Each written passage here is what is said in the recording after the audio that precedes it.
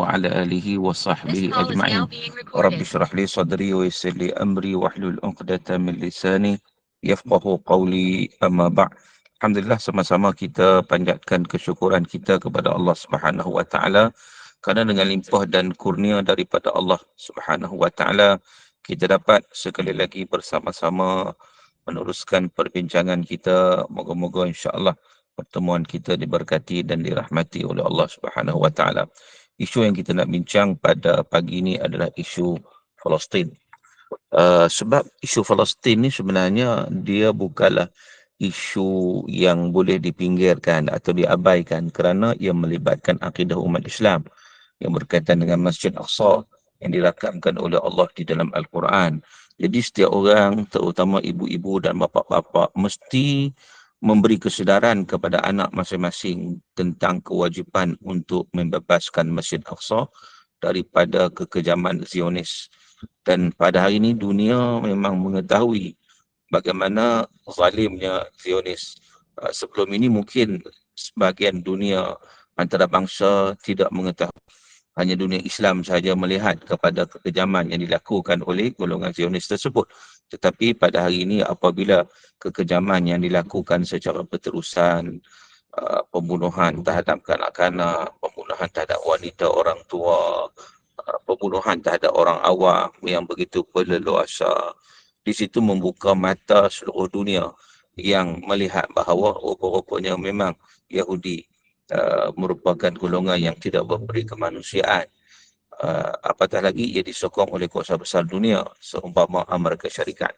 Jadi di sini kesedaran perlu ada kepada umat Islam kerana dalam konteks Nabi SAW, Nabi menyatakan man lam yahtam bi amril muslimin falaysa minhum. Sesiapa yang tidak mengambil berat hal ehwal orang Islam yang lain, maka dia bukanlah dari kalangan mereka. Jadi walau siapa pun kita kena ambil cakna, kita kena ambil berat, kita kena prihatin terhadap sesuatu yang menimpa umat Islam di Palestin, yang ditindas, yang dibunuh dan dirampas hak mereka dengan begitu kejam, dengan begitu zalim. Dia umpama beginilah, umpama orang yang datang menziarahi rumah kita, lalu rumah yang kita diambil itu dirampas, diambil secara rakus dan menghalau kita daripada duduk ataupun tinggal di rumah tersebut. Itulah yang berlaku tanah umat Islam di Palestin, yang dibuka dengan air mata dan darah pada zaman Umar Al-Khattab radhiyallahu anhu, lalu begitu mudah diambil oleh British satu ketika, yang seterusnya memberikan kepada Israel, kepada Yahudi untuk duduk di situ sedikit demi sedikit, lalu mereka membina penempatan yang akhirnya tanpa segan silu mereka mengisytiharkan bahawa negara itu adalah negara mereka. Jadi membela umat Islam Palestin serta perjuangan rakyat Palestin, dia bukanlah satu perkara yang mudah dilakukan kalau tidak mempunyai keberanian yang tinggi dan kalau takut berhadapan dengan risiko, sebab kita tahu mereka dibantu golongan Zionis, dibantu 100% oleh Amerika Syarikat dan juga negara-negara besar dunia yang lain. Jadi di situ memerlukan kepada keberanian, dan sememangnya kalau kita lihat apa yang berlaku ialah perjuangan membela Palestin akan mengheret risiko berhadapan dengan tekanan daripada kuasa besar dunia. Apatah lagi Kongres Amerika telah menyatakan bahawa bandar Al-Quds sepatutnya menjadi ibu negara Israel untuk selama-lamanya. Itu disebut oleh Kongres Amerika. Jadi memang mereka betul-betul mengisytiharkan bahawa Al-Quds itu milik Israel. Dan jadi kalau kita lihat bila mana Amerika Syarikat membuat keputusan itu, dunia Islam amat terkejut. Dan sesungguhnya keputusan Kongres Amerika itu telah menggambarkan permusuhan mereka yang nyata dengan akidah setiap umat Islam di atas muka bumi ini. Jadi Amerika dan Israel juga mereka bersatu untuk mengembangkan kezaliman dan permusuhan mereka terhadap bumi Palestin sejak Israel mengisytiharkan penguasaan mereka ke atas Palestin pada tahun 1948. Dari sejarahnya lah, kita kena refer pada sejarah bagaimana mereka memulakan penempatan start daripada 1917 sampailah 1948 mereka mengisytiharkan sebahagian tanah Palestin itu sebagai milik mereka dan disokong dan diiktiraf oleh Amerika Syarikat. Jadi kekejaman mereka bila sampai ke Palestin, mereka telah melakukan kezaliman dengan bertindak membunuh, menghalau penduduk kampung, membakar rumah-rumah dan sebagainya. Jadi kekejaman Yahudi ini bukanlah satu perkara yang baru sebenarnya. Mereka berjaya menguasai wilayah Palestin secara kekerasan dan rampasan. Dan mereka juga sering melakukan seri serangan dan kezaliman kepada penduduk Palestin. Dan dalam pada itu terdapat usaha yang dilakukan untuk berdamai dengan negara haram Israel. Jadi ini satu perkara yang perlu dilihat juga dalam konteks hukum. Apakah boleh berdamai dengan mereka? Apakah tindakan perdamaian dengan negara Israel itu sesuatu yang wajar dan dibenarkan oleh hukum syarak? Sebenarnya kalau kita lihat pandangan ulama, ada perselisihan yang terdapat dalam kalangan ulama, iaitu meliputi perkara berkaitan perdamaian antara Islam dengan golongan yang memerangi Islam. Itu disebut sebagai alul harbi. Alul harbi maknanya bagaimana keadaan dia. Sebahagian daripada ulama melarang tidak boleh langsung perdamaian dilakukan dengan ahlul harbi. Malahan tidak boleh untuk bekerjasama dengan golongan yang memerangi umat Islam. Dan kenyataan ini adalah berdasarkan kepada ayat Allah yang menyeru supaya berjihad menentang golongan yang memerangi Islam sehinggalah mereka menyerah kalah ataupun mereka patuh kepada pemerintahan Islam. Jadi sebagaimana disebut dalam surah At-Taubah. Kita boleh rujuk pada surah At-Taubah yang mana Allah Subhanahu Wa Taala menyatakan sedemikian. Baik. Jadi kalau kita tengok selain daripada itu ada juga pandangan yang menyatakan bahawa harus perdamaian dengan golongan yang memerangi umat Islam. Boleh. Itu pandangan yang kedua. Pandangan yang pertama kata tak boleh. Sebab ayat Quran menyeru kepada perjuangan terhadap golongan yang memerangi Islam sehinggalah mereka menyerah atau menghentikan peperangan. Jadi apabila umat Islam masih diperangi, maka tiada perdamaian dan tiada kerjasama dengan mereka. Tetapi ulama yang mengharuskan perdamaian dengan golongan yang memerangi umat Islam pula, mereka berhujah bahawa ayat Al-Quran yang diturunkan tidak pun menentang perdamaian. Kerana ia dapat dilihat dengan jelas pada permulaan dakwah Islam. Sebagaimana Allah Subhanahu Wa Taala menyatakan wa in janahu lisilmi fajnah laha. Apabila mereka condong kepada perdamaian, maka condonglah kepadanya. Wa tawakkal 'ala Allah, dan bertawakal kepada Allah Subhanahu Wa Taala. Jadi ayat ini seolah-olah menunjukkan bahawa boleh untuk berdamai. Selain daripada itu, Rasulullah SAW juga mengadakan beberapa perjanjian damai dengan musuh. Seperti yang terdapat pada perjanjian Hudaibiyah. Di samping beberapa perjanjian yang dimeterai oleh Rasulullah dengan puak Yahudi. Dan inilah sebenarnya hujah yang digunakan oleh segelintir ulama dalam menegakkan pendapat mengenai keharusan membuat perdamaian dengan Israel. Tatkala umat Islam tidak mampu untuk berhadapan dengan musuh ini, dengan golongan Yahudi inilah. Bila mana kita tak mampu, maka pada ketika itu boleh berdamai. Jadi sememangnya para ulama yang mengharuskan perdamaian sebagaimana yang terkandung dalam beberapa ayat Al-Quran di samping perdamaian yang dilaksanakan oleh baginda Nabi sendiri. Tetapi kalau kita lihat bahawa ulama telah mengharuskan perdamaian dengan musuh Islam dengan syarat sekiranya umat Islam betul-betul berada dalam keadaan darurat. Dan perdamaian itu akan membawa maslahah dan kebaikan kepada umat Islam sendiri.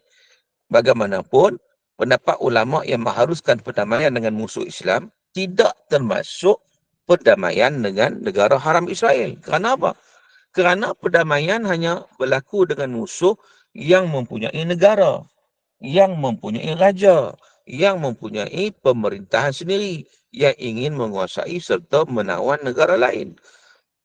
Tetapi berbeza dengan negara haram Israel, mereka langsung tidak mempunyai negara. Sebaliknya mereka merampas tanah umat Islam. Sekiranya perdamaian dilaksanakan dengan mereka, ini akan membawa arti bahawa umat Islam menyerahkan bumi mereka kepada musuh. Sebab ada juga pandangan-pandangan kata buat macam style hijrah ni. Hijrah dulu, menang comeback. Hijrah ni maknanya kita tinggal tempat kita lah, menyerahkan bulat-bulat kepada mereka. Jadi seterusnya, soalannya mengiktiraf kependudukan Israel yang dilakukan dengan zalim. Ini satu perkara yang tak boleh diterima oleh sesiapa pun. Jadi, siapa yang berani mengatakan bahawa perdamaian dengan Yahudi itu mendatangkan masalah dan kebaikan? Apakah masalah yang didapati oleh umat Islam apabila mereka meninggalkan bumi Palestin untuk dicengkam dan dikuasai oleh Yahudi? Seterusnya umat Islam Palestin akan menjadi mangsa pelarian di tanah air sendiri. Dan sesungguhnya umat Islam sebenarnya mestilah meneruskan perjuangan untuk mengembalikan bumi Palestin daripada tangan Yahudi yang durjana. Jadi maknanya umat Islam hari ini kalau kita lihat mempunyai kekuatan, cuma kekuatan itu tidak digemblengkan. Umat Islam pada hari ini kalau kita lihat ramai, bahkan negara-negara umat Islam yang mengelilingi di Yahudi itu sendiri beratus juta bilangan umatnya, dan negara-negara Arab pun banyak. Cuma kelemahan yang ada pada kita bukan menunjukkan kekuatan yang ada pada Yahudi. Apa bukti Yahudi tidak kuat? Sampai ke hari ini pun mereka tidak dapat menewaskan Hamas yang berjuang menentang Israel. Walaupun kalau kita lihat Gaza yang diserang oleh Israel hari ini sangat kecil, tak besar pun. Dia sebesar Shah Alam saja. Gaza ni sebesar Shah Alamnya dengan pendudukan dia, penduduk 2 juta. Makna padat. Dan di situlah Hamas bergerak. Tentera-tentera yang golongan mujahidin yang bergerak untuk melawan Yahudi. Kalau ikut logiknya, kalau mereka betul-betul kuat, kata Yahudi ni, kalau mereka betul kuat, sudah tentu mereka dapat mengganapkan semua Gaza termasuk dengan Hamas, termasuk semua tentera-tentera. Tetapi yang berlaku sebaliknya tidak. Mereka tak berupaya. Bahkan ada yang menyatakan bahawa tentera-tentera Israel yang sudah terkorban dalam peperangan ini sudah 10,000 orang. Sedangkan mereka mempunyai kelengkapan yang cukup dengan pelbagai senjata, dibantu oleh Amerika, dibantu oleh Britain, United Kingdom, dibantu oleh negara besar. Tetapi Palestin, Hamas, siapa yang bantu? Senjata mana yang masuk? Tidak ada. Mereka hanya berbekalkan kepada keimanan dan strategi-strategi yang dapat bina melalui terowong-terowong. Itu pun mereka dapat bertahan sampai ke saat ini. Kita tak katalah menang lagi, tapi dapat bertahan. Ini kalau tengok dalam peperangan sudah tentu ia menunjukkan kekalahan di pihak Israel sebab dengan kelengkapan mereka yang begitu hebat, dengan persenjataan mereka yang begitu dahsyat, tiba-tiba mereka masih lagi tidak dapat boleh mengalahkan Hamas secara total. Maka dalam konteks peperangan itu merupakan fail, itu merupakan kegagalan. Jadi di situ menunjukkan bahawa bukan mereka kuat, mereka tidak kuat. Tetapi sejarah menunjukkan juga mereka tidak kuat. Buktinya pada zaman Nabi SAW, oleh kerana mereka melakukan pengkhianatan, Yahudi, Bani Qainuqa, Yahudi, Bani Nadhir, Yahudi, Bani Quradah dihalau oleh Nabi SAW, diperangi oleh Nabi. Walaupun peringkat awal mereka menunjukkan kegagahan mereka, kehebatan mereka. Tapi itu semua adalah perkara yang berselindung saja. Konon mereka hebat, tapi mereka tidak kuat. Tetapi pada hari ini, kalau kita lihat, problem yang berlaku adalah pada umat Islam itu sendiri. Bukan pada kekuatan yang ada pada Yahudi, tetapi pada kelemahan yang ada pada umat Islam yang sudah disebut oleh Nabi SAW sejak 1400 tahun yang lalu. Dalam satu hadis, Nabi menyatakan bahawa akan datang satu zaman ini yang mana musuh-musuh akan mengurumuni kamu sebagaimana kamu mengurumuni hidangan makanan untuk makan. Cuba kita bayangkan kalau kita nak makan macam mana. Ada makan talam lah contohnya, letak makanan tengah lapar ni, pakai duk serbu nak makan, nak kunyah kan, nak telan, begitu. Begitulah suasana akhir zaman yang disebut oleh Nabi SAW, yang bagaimana musuh itu dah berkerumun nak telan umat Islam ni. Lalu ada sahabat Nabi SAW merasa keheranan kerana bagaimana musuh nampak begitu hebat, nak makan, nak telan, nak kunyah, nak mamah umat Islam. Lalu seorang sahabat bertanya, awaqillatin nahnu hina izin ya Rasulullah, apakah pada waktu itu bilangan kita terlalu sedikit? Sebab realitinya pada zaman Nabi SAW, sememangnya tentera-tentera Islam, umat Islam itu sedikit, tetapi dapat menewaskan yang ramai. Musuh-musuh yang ramai, itu realitinya. Tetapi bila mana Nabi SAW menyatakan musuh akan dapat memamah umat Islam, jadilah para sahabat lagi hairan. Mungkin lagi sedikit kot bilangan umat Islam. Awaqillatin nahnu hina izin ya Rasulullah. Apakah kita terlalu sedikit pada waktu itu ya Rasulullah? Maka Nabi SAW menyatakan tidak. Bukan sedikit, bahkan ramai. Sedikit tetapi ramai. Tapi ramai itu macam bui. Ramai saja. Tetapi ada penyakit. Nabi kata, mereka terkena penyakit wahan. Wahan ni maksud lemah. Wahan ni maksud lemah. Lemah apa? Sahabat pun tak faham juga. Lemah ni lemah bagaimana? Lemah fizikal ke? Lemah ketenteraan ke? Lemah dari sudut apa? Lalu sahabat bertanya, qalu wa mal wahnu ya Rasulullah? Apa itu yang disebut sebagai wahan? Yang lemah tu bagaimana ya Rasulullah? Maka Nabi SAW menyatakan, hubbud dunia wa karahiyatul maut. Cinta dunia dan benci akan kematian. Ini penyakit. Penyakit dunia, sayang kepada harta, sayang pada pangkat, sayang pada kedudukan, sayang pada ekonomi, sampai terlupa untuk lupa kepada Allah. Allah yang memberi rezeki, Allah yang menolong umat Islam, Allah yang menolong orang beriman dengan syarat mereka itu benar-benar menolong agama Allah Subhanahu Wa Taala. Itu Allah Subhanahu Wa Taala menyatakan tentang bagaimana Allah Subhanahu Wa Taala akan memberi petunjuk kepada mereka yang berjihad di jalan Allah Taala. In tansurullah yansurkum wa yuthabbit aqdamakum. Bila kamu berjuang kerana Allah Taala, Allah Taala akan membantu kamu dan Allah Taala akan menetapkan kaki-kaki kamu. Tapi hari ini tidak berlaku kepada ramainya umat Islam. Umat Islam ada hampir 2 bilion seluruh dunia. Tetapi apabila menghadapi dengan Yahudi, mereka juga duk ingat mereka terpaksa menghadapi Amerika juga. Bila menghadapi Amerika, maka sudah tentulah di situ akan rasa kegerunan itu berlaku kerana takut. Takut. Dia tak serupa macam negara-negara yang tertentu yang mereka itu hidup mereka. Macam di Palestin. Maka takut apa? Mereka Allah Ta'ala saja. Sebab mereka tidak ada apa lagi ada dunia ni yang mereka nak banggakan. Tak ada apa. Maka tak melihat apa-apa. Rumah mereka bermusnah, semua musnah. Tetapi yang mereka harapkan adalah perjuangan semata-mata. Tetapi dalam konteks kehidupan kita keseluruhannya, kehidupan cinta pada dunia tetap menjadi satu agenda utama. Sebab itu agak sukar. Agak sukar kadang-kadang kalau kita lihat Tuan selalu kata, jangan kita katakan nak melawan Israel. Kadang-kadang kita nak melawan rasa mengantuk untuk bangun, menunaikan solat subuh tu pun kadang-kadang tewas. Maka itulah kita kata kelemahan yang ada. Sampai tahap tidak mampu. Lalu para ulama menyatakan kalau itu pun tidak mampu, bagaimana nak mengatasi Yahudi? Bagaimana? Namun begitu kita amat optimis kerana Nabi SAW telah menyatakan la tazalu ta'ifatun min ummati zahirina 'alal haq, akan berterusanlah di kalangan umatku ni satu golongan yang terus memperjuangkan kebenaran. Dan kita tahu di akhir zaman, kalau kita melihat kepada hadis-hadis akhir zaman, yang mana akhirnya Yahudi itu memang akan dikalahkan, sebab itu kalau kita tengok hari ini, sangat ramai bila ada orang yang dia tak tahu macam mana nak menghadapi Yahudi, akhirnya mereka mengharapkan Imam Mahdi semata-mata. Lalu timbullah pula ajaran-ajaran sesat. Ajaran sesat yang mengaku Imam Mahdi di sana sini, sana ada Imam Mahdi, di sini ada Imam Mahdi. Ini juga satu perkara yang kita tengok nak kena ambil perhatian juga. Kadang-kadang berlaku pada keluarga kita yang terjebak dengan ajaran sesat ini. Kononnya kerana apa? Kerana nak lawan Israel.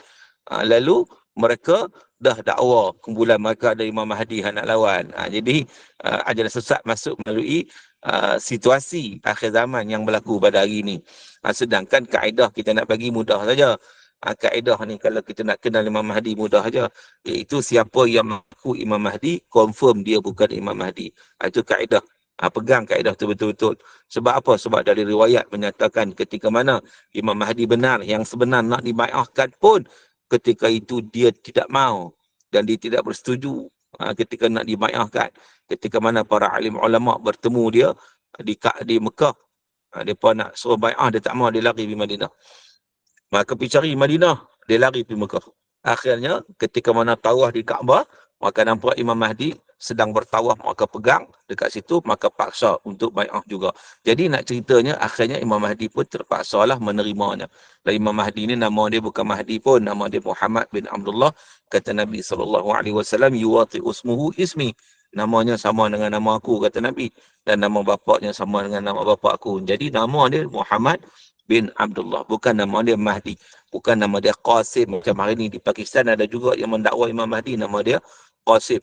Ada juga ajaran sesat di Malaysia ni yang menamakan, yang ready dah, dia bagi nama Muhammad Imam Al-Mahdi. Nama siap-siap dah. Muhammad Imam Al-Mahdi. Begitu. Ini semua adalah penyelewengan-penyelewengan yang berlaku. Kerana nama ni Muhammad bin Abdullah, dan ketika mana dia nak dibai'ahkan pun, dia tak nak terima. Dia tak nak terima. Jadi orang kata terima tu jadi paksa rela lah. Dia dipaksa rela kerana terpaksa. Jadi akhirnya dia dibai'ahkan. Di mana? Bukan di Malaysia, bukan. Ada di depan Kaabah. Itu di Mekkatul Mukarramah. Pada waktu itu barulah akan ada siri perjuangan yang membebaskan Masjid Aqsa bersama dengan pendokong-pendokong. Dan sebenarnya Yahudi memang mereka tunggu kekuatan-kekuatan yang ada, sebab mereka tak kuat sangat pun. Tapi bila umat Islam lemah, sebab itu nampak mereka kuat. Tapi bila ada kekuatan yang sebenar daripada kalangan umat Islam, maka pada ketika itu mereka akan kabut lari lah, kita kata orang kata Yahudi ni. Dan sebagaimana kita tahu, akhir sekali kita siri umat Islam dengan Yahudi ini dirakamkan oleh Allah Ta'ala, dirakamkan oleh Nabi SAW dalam sebuah hadis sahih yang diriwayatkan oleh Al-Imam Bukhari. Nabi kata bahawa la taqumus sa'ah hatta yuqatilal muslimun al-yahud. Tidak akan berlaku kiamat sehinggalah berlakunya peperangan yang besar antara orang Islam dengan orang Yahudi. Fayaqtuluhumul muslimun. Waktu itu orang Islam dapat bunuh Yahudi. Waktu itu.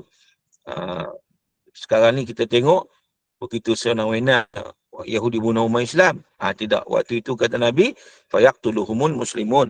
Orang Islam dapat bunuh Yahudi. Hatta yaqtabi al-Yahudi min wara'il hajar wa syajar. Sehinggalah Yahudi menyorok di belakang batu, menyorok di belakang pokok. Fayaqulul hajar wa syajar. Maka berkatalah batu dan pokok. Allah Ta'ala memberi kemampuan kepada batu dan pokok itu untuk bertutur dan berkata-kata. Lalu mereka berkata, ya Abdullah, ya Muslim, ta'al wara'i Yahudi faqtuluh. Maka pokok dan batu itu berkata, wahai hamba Allah, wahai orang Islam, mari belakangku ada Yahudi, mari bunuh dia. Illa al-gharqad, kecuali pokok gharqad, fa innahu min syajaril yahud, maka sesungguhnya dia pokok Yahudi. Hanya pokok gharqad saja yang tidak berbicara. Maka dengan sebab tu hari ni kita lihat Yahudi dia bukan tak tahu perkara ni, dia tahu. Bukan dia tak yakin dengan hadis Nabi, dia tahu kebenaran hadis Nabi. Tetapi keegoan dan kesombongannya menyebabkan dia tak beriman. Namun begitu, dia tanam pokok orkot secara besar-besaran. Bahkan projek dia nak tanam 5 juta pokok orkot. Dia buat satu fund pula. Satu fund. JNF. Jewish National Fund. Jewish National Fund ni bertujuan untuk apa? Untuk kolek dana di negara-negara yang menyokong mereka untuk penanaman pokok orkot. Pokok orkot. Anak dia tu pun $18 depan modal dia. Jadi mereka nak tanam ni 5 juta pokok orkot. Sebab apa mereka nak tanam orkot banyak-banyak ni? Apa keperluannya? Sebab Yahudi pun faham hadis Nabi. Mereka tahu kebenaran Nabi SAW dan mereka tahu akhirnya mereka akan dihalau dan mereka sendiri akan dibunuh. Mereka akan dimusnahkan. Mereka tahu perkara tersebut. Tetapi sebelum sampai saat itu, tahap itu, mereka terlebih dahulu melakukan kezaliman dan kekejaman. Jadi sebagai umat Islam mesti ada kekuatan, mesti ada usaha yang berterusan. Untuk apa? Untuk kita pastikan bahawa perjuangan itu untuk bela umat Islam Palestin bukan di atas nama bangsa, tapi di atas nama agama. Mesti diteruskan. Dia merupakan bumi suci umat Islam. Jadi peringatan tentang Palestin ini mesti diteruskan dari semasa ke semasa untuk kita mengingatkan, untuk kita sama-sama memperingatkan dan juga kita sama-sama menanamkan semangat perjuangan kepada anak-anak kita. Mudah-mudahan mereka ada semangat untuk melihat uh, Palestin satu ketika dapat dibebaskan dengan jayanya. Yang paling penting, kita itu sendiri dapat bebaskan diri kita daripada penyakit wahad dan seterusnya akan memberikan suntikan kepada perjuangan di dalam kehidupan kita. Allahu Ta'ala alam, sebagaimana biasa, kita punya perbincangan terbagi pada dua. Sesi yang pertama tazkirah, dan saya rasa cukuplah tazkirah saya sekadar itu untuk kita pergi kepada sesi yang kedua, iaitu sesi soal jawab. Dipersilakan. Baik, sahabat-sahabat, peluang untuk bertanya sekarang, silakan. Ada? Kita baru didedahkan dengan kisah Palestin yang mana tak semua orang tahulah. Sibuk dengan hal lain ya, takkan nak baca, Datuk. Okey, hari ini kita dapat satu pendedahan yang sangat baik. Tapi di ketika itu kita ada juga perkara-perkara yang nak ditanya ataupun ada kekeliruan dalam apa-apa fakta pun, silakan. Silakan. Ada yang menulis di ruangan chat ke, bagi tahu? Assalamualaikum Pak dan Ustaz. Ya. Boleh saya bertanya? Sila. Ustaz, saya dalam 2-3 hari ini kita baca contohnya negara Oman telah memberi persetujuan untuk Israel menggunakan airspace bagi melancar serangan ataupun menahan serangan dari Lebanon dan Iran. Pertanyaan saya Ustaz, kalaulah misalnya mereka merasa ataupun pemimpin Oman lebih memikirkan tentang keselamatan umat mereka ataupun penduduk mereka, jadi mereka terpaksa mengikut. Adakah itu satu yang tidak patutnya dibuat, Ustaz? Terima kasih.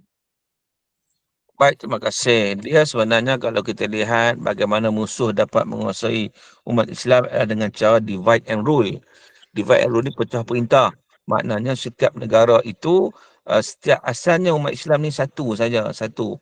Zaman dulu dengan di bawah Khilafah Uthmaniyah kan. Khilafah Uthmaniyah, semua bernaung dengan Khilafah Uthmaniyah. Tapi bila mana Khilafah itu jatuh tahun 1924, jadi negara umat Islam dipecahkan kecil-kecil, maka semuanya mementingkan diri sendiri pada ketika itu. Sampai sekarang lah. Jadi menyebabkan, oleh kerana peranan divide and rule itu menyebabkan bila mana negara-negara umat Islam jadi kecil-kecil dan masing-masing nak menyelamatkan diri masing-masing, maka dengan begitu mudah musuh dapat menguasai sebab umat Islam tidak lagi bersatu. Sebab itulah untuk mengatasi masalah ini, kena perlu kembali kepada kesatuan dan perpaduan di kalangan umat Islam. Maknanya, negara-negara umat Islam ni perlu meletakkan stand yang kukuh, yang kuat secara bersama untuk menentang segala bentuk pencerobohan atau kezaliman yang dilakukan oleh Yahudi juga sekutu-sekutunya. Tapi selagi mana tindakan ini tidak diambil, maka berlakulah seumpama ini, masing-masing nak jaga negeri masing-masing, tak kira lah saudara tak saudara, yang penting aku selamat. Hubud dunia yang kita sebut tadi, Nabi sebutkan hubud dunia wa karahiyatul maut, itu berlaku. Berlaku bukan takat kepada individu tapi pada negara. Maka tak heranlah yang mana ada di kalangan negara umat Islam sendiri yang sanggup bersekongkol untuk membantu golongan Zionis ataupun Amerika Syarikat. Itu keadaan yang berlaku pada hari ini.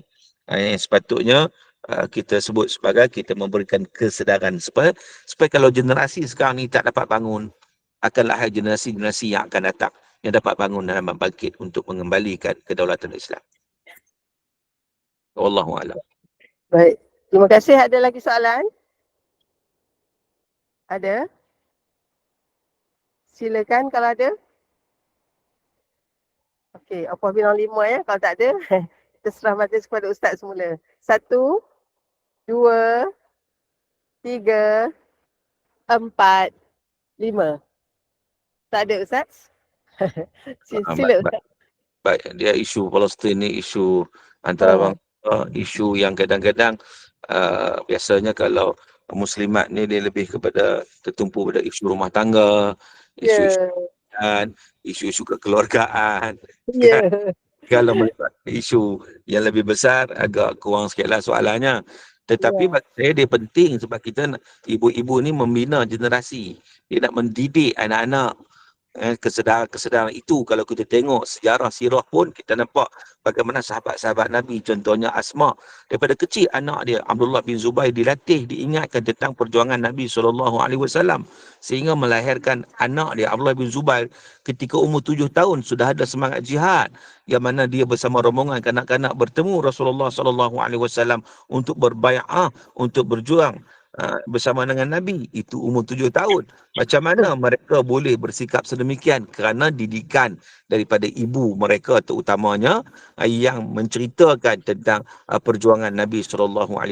Jadi kita pada hari ini kadang-kadang kita sendiri tidak mengetahui sangat tentang sirah, tentang perjuangan. Maka dengan sebab itu kita tak dapat menerapkan perkara itu kepada anak-anak. Jadi mudah-mudahan kita dapatlah membaca sedikit sebanyak, kita melihat kepada isu yang lebih global supaya perkara itu kita dapat gunakan sebagai satu tools untuk kita mendidik dan menerapkan semangat perjuangan di kalangan, membina anak-anak ini ke arah semangat juang mereka supaya mereka hidup ni mereka tahu ala tuju, bukan semata-mata hidup di atas nama kebendaan atau material sebagaimana yang berlaku pada hari ini, yang tidak ada semangat perjuangan langsung. Jadi perkara itu mesti diselamatkan daripada anak bangsa kita, insya-Allah. Jadi sekadar itu sedikit perbincangan kita pada pagi ini, moga-moga ianya mendapat manfaat.